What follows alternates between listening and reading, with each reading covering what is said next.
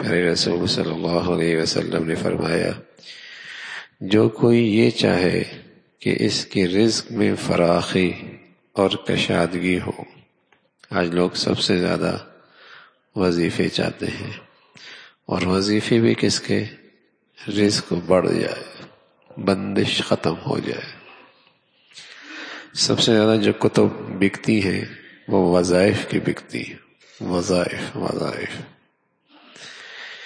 کہ رزق کشادہ ہو جائے، رزق کی تنگی ختم ہو جائے، رزق میں فراخی ہو جائے.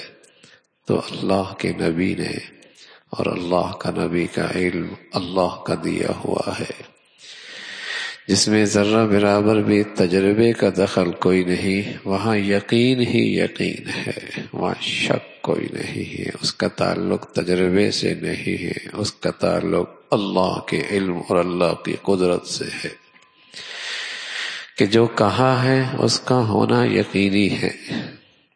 تو اللہ کے نبی ایک وظیفہ دے رہے بھائی، رزق کی فراخی کا اور رزق کی کشادگی کا.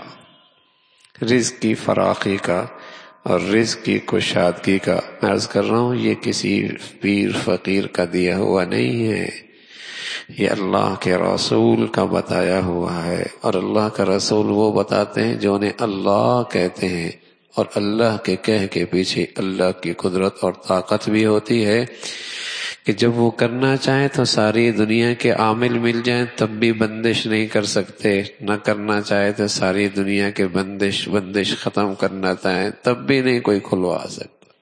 اللہ کی قدرت ہے. تو رسول اللہ صلی اللہ علیہ وسلم نے فرمایا، جو کوئی یہ چاہے کہ اس کے رزق میں فراخی اور کشادگی ہو، دنیا میں اس کے آثار قدم تادیر ہوں، یعنی اس کی عمر دراز ہو. دو چیزیں اس وظیفے میں، دو چیزیں ملیں گی، رزق کی کشادگی، رزق کی فراخی، اور دنیا میں اس کے آثار قدم تادیر ہوں، یعنی اس کی عمر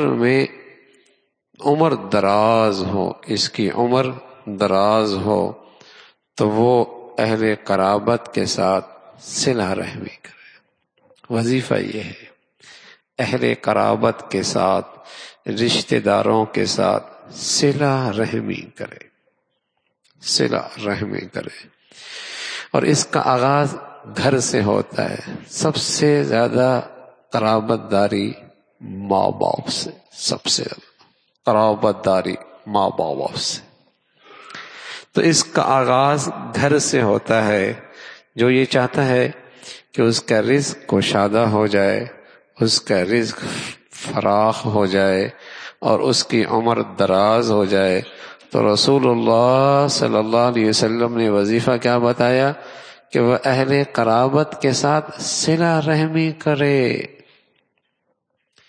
یہ صلہ رحمی کی دنیاوی برکات ہیں، اس کی برکتیں اس دنیا میں ملتی ہیں.